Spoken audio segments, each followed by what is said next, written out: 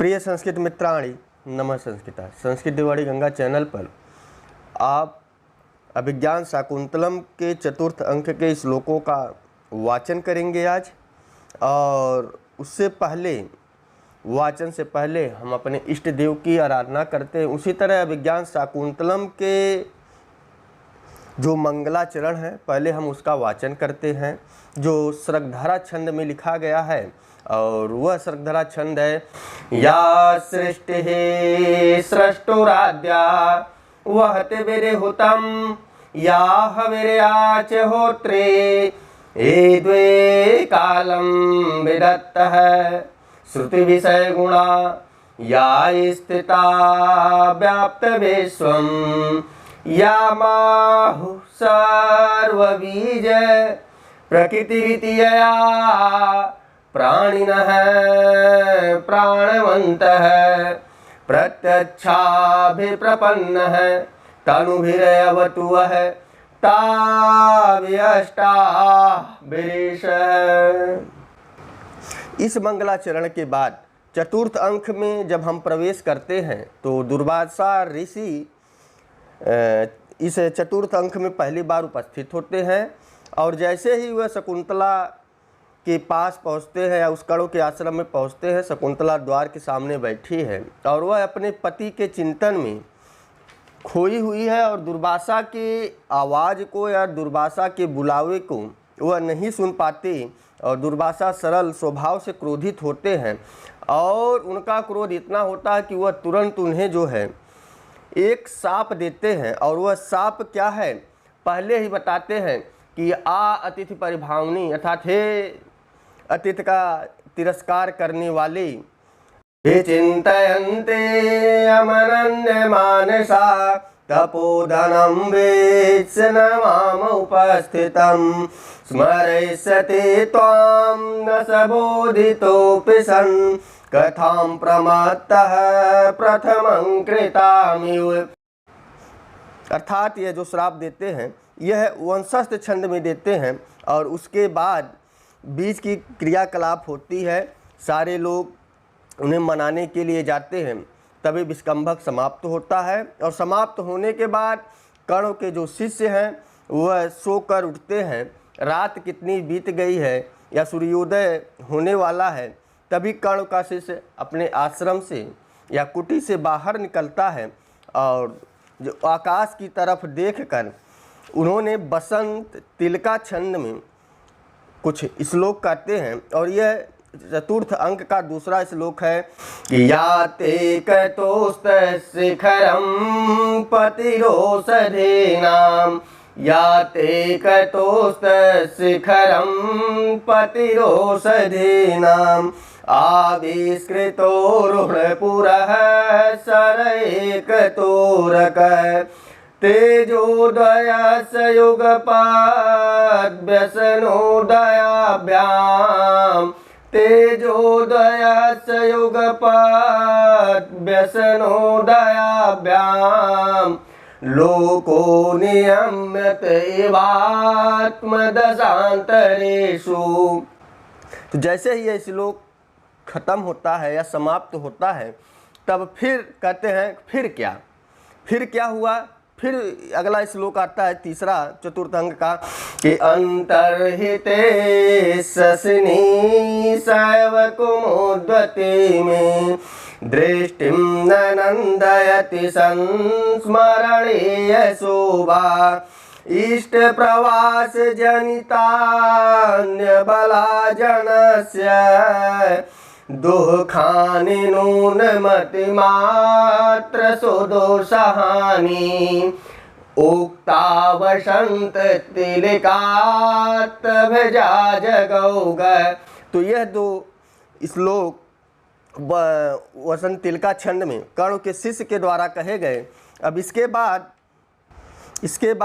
कर्ण ऋषि आश्रम में प्रवेश करते हैं, अपने अग्निशाला में जाते हैं। अशरीरणी छंदोमयी वाणी से उन्हें कुछ आवाज़ सुनाई देती है कि दुष्यन्ते नाहितं तेजो दधानां भूतये भुवः दूषयन्ते नाहितं तेजो दधानां भूतये भुवः अविहितनयां ब्रह्माग्निगर्भां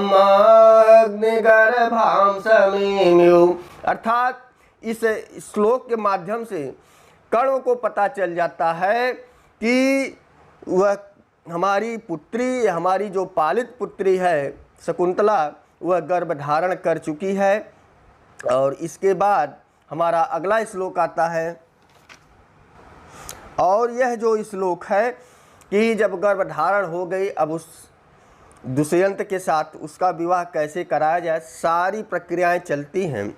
और जब शकुंतला के लिए वस्त्र इकट्ठा किए जा रहे थे तो किन किन वृक्षों ने या उन वन देवताओं ने क्या क्या उपहार दिए, अब इस श्लोक में बताया जाएगा। और यह जो श्लोक है वह हमारा क्षौमम केनचिंदु पांडु तरुणा शार्दूल विक्रीडति छंद में कहा गया। क्षौमम केनचिदुंदु पांडु तरुणा मांगल्यमाविष्कृतं निष्ठ्युतश्चरणोपराग सुभगो लाक्षारसः केनचित् अन्येभ्यो वनदेवता करतलैः आपर्वभागोत्थितैः दत्तान्याभरणानि न किशलयोर्भेद प्रतिद्वन्द्वी। तो इस श्लोक के माध्यम से बताया गया कि किन किन वृक्षों ने क्या क्या वस्त्र उपहार के स्वरूप में दिए। और इसके बाद हमारा अगला श्लोक आता है, जब वृक्षों ने रेशमी वस्त्र आदि जो चीज़ें दी, उसके बाद बीच का कथानक चलता है। और उसके बाद कण्व ऋषि प्रवेश करते हैं और वह जो है शकुंतला को देखकर उनका हृदय क्यों उत्कंठित हो जाता है, इस शार्दूल विक्रीडित छंद के माध्यम से प्रस्तुत करते हैं। या सतद शकुंतले त्रिहृदयं संस्पृष्टमोत्कण्ठया कण्ठस्तम्भितवाष्पवृत्तिकलुषस् चिन्ताजडं दर्शनं वैक्लव्यं मम तावदृशमिदं स्नेहादरौकस पीड्यन्ते गृहिणः कथं नूतनया विश्लेषदुःखैर्न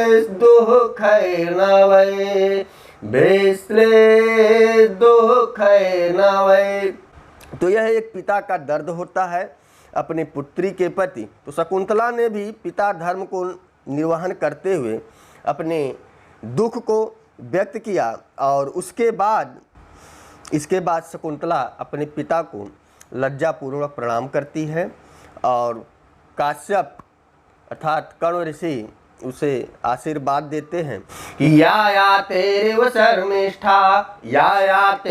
शर्मिष्ठा भर्तुर्बहुमता भव सुतं त्वमपि सम्राजं सेवं पुरुं वाप्नुहि।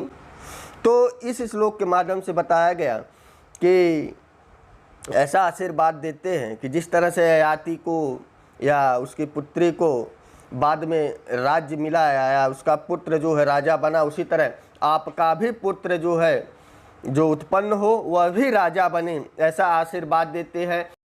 तो इस 7वें श्लोक में काश्यप ने क्या किया, अपनी पुत्री को एक वर के रूप में आशीर्वाद दिया या उनकी शुभकामनाएं व्यक्त की। और इसके बाद आशीर्वाद के रूप में त्रिष्टुप छंद जो वैदिक छंद है उसके माध्यम से आशीर्वाद देते हैं कि अमीम वेदि परितः क्लिप्त्र धृष्णया समीद्वंत प्रांत संस्तीर्ण दर्भा अपघ्नन्तो दूरितं हव्य गंधैर् वतानस्त्वाम वहनयः पावयन्तु। आगे के श्लोक में महर्षि काश्यप या कण्व अपने उन वन देवताओं से या जो उस तप भूमि में जो वृक्ष हैं उनसे कहते हैं, भो भो सन्निहितास्तपोवन तरव, हे तपोवन में स्थित आश्रम में जो वृक्ष हैं, स्थित वृक्ष, काश्यप के माध्यम से बताया गया कि इस शकुंतला ने आपकी कितनी सेवा की कि पातुम न प्रथमं व्यवस्यति जलम योष्मासु पेते सोया नादत्ते प्रियमण्डनापि भवतां स्नेहेन या पल्लवम् आदेवः कुसुम प्रसूति समये यस्या भवत्युत्सव श्रेयं याति शकुन्तलापतिगृहम् सर्वैर्नुज्ञायतां श्रेयं याति शकुन्तलापतिगृहम् सर्वैर्नुज्ञायताम्। तो यह जो है शार्दूल विक्रीडित छंद में उन्होंने बताया कि शकुंतला ने आपके लिए क्या क्या किया, कि जो बिना जल पिए पहले आपको जल पिलाती थी, तब वह खुद जल पीती थी। तो यह जो हमारा श्लोक है, 4 प्रसिद्ध श्लोक, माना श्लोक चतुष्टय में यह दूसरा श्लोक है शार्दूल विक्रीडा की छंद में, कि पातुम न प्रथमं व्यवस्यति जलम योष्मासु पीते सोया नादत्ते प्रियमण्डनापि भवतां स्नेहेन या पल्लवम् आदेवः कुसुम प्रसूति समये यस्या भवत्युत्सव श्रेयं याति शकुन्तलापतिगृहम् सर्वैर्नुज्ञायतां श्रेयं याति शकुन्तलापतिगृहम् सर्वैर्नुज्ञायताम्। अब हमारे अगले श्लोक की तरफ बढ़ते हैं, और जो हमारा अगला श्लोक होगा कि आपका मार्ग कैसा हो।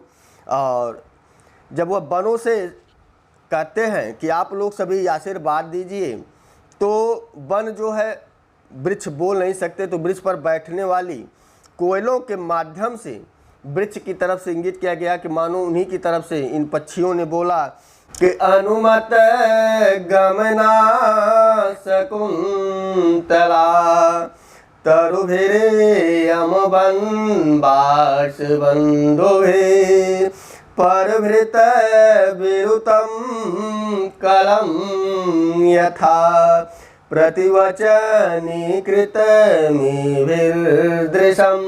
अर्थात उस वृक्ष ने या वृक्षों पर रहने वाली पक्षियों के माध्यम से वृक्ष ने अपना संदेशा भेजाया कि अनुमत गमना शकुन्तला तरुभिरे अमवन बास बंधुभे परभृत विरुतम कलं यथा प्रतिवचनीकृतमिभिर्दृशम्।